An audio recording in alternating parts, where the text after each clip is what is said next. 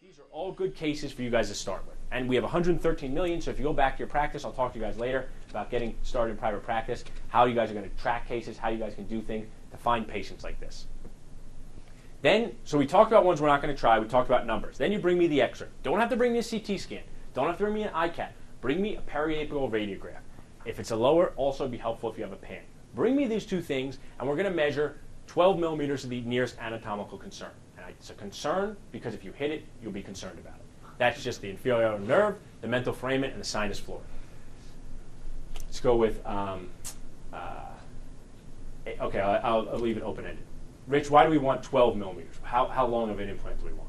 Like a 10 millimeter implant. We want to be 2 millimeters away from the concern, okay?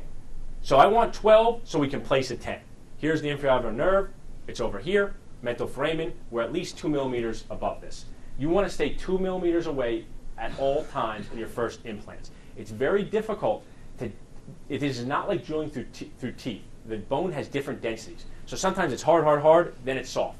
And then I try and tell them, the Ostem kit has stoppers on it. It's excellent. I love working with residents and using the Ostem kit because I know we've built in a safety mechanism. And that's good for you guys too, because even when I'm doing it now, those things happen.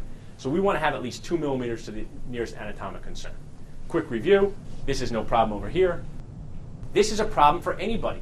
There's like 4 millimeters of bone before the sinus, all this black airspace that we have here, and this is not an easily fixable problem.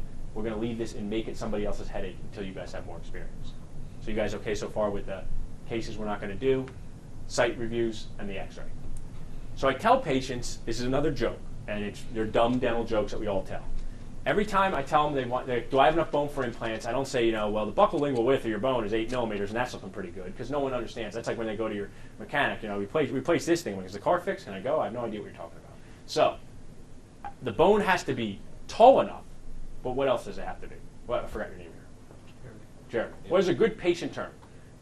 You want to place an implant, your bone has to be tall enough, but we're not out of the clear yet. What else does it have to be? It has to be wide enough. Wide enough. And what do people think of wide here in the United States? Patient-friendly term. Everybody doesn't want this to happen. Fat enough. No. Your bone has to be tall enough and fat enough, okay? So we have to go with how fat is your bone. And this is things patients understand. It sounds silly to say to dentists, but your bone has to be tall enough, and I say wide enough or fat enough to place. If you measure the edentulous ridge, it's got to be 6 to 8 millimeters.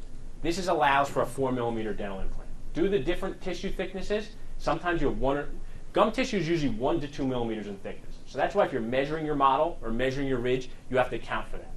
So if you measure and it's 4 millimeters, we're not going to do that implant. So here's our criteria. 6 to 8 or more, yes. 5 or less, no. And then when I say to patients, when patients say to me now, Paul, why can't you do the implant? I say, your bone is tall enough, but it is too skinny for me to do it. And then these 50-year-old women say, I wish the rest of me was so skinny, and then it's a very positive experience for all of us. But that's what they really react with that stuff. So tall enough and fat enough.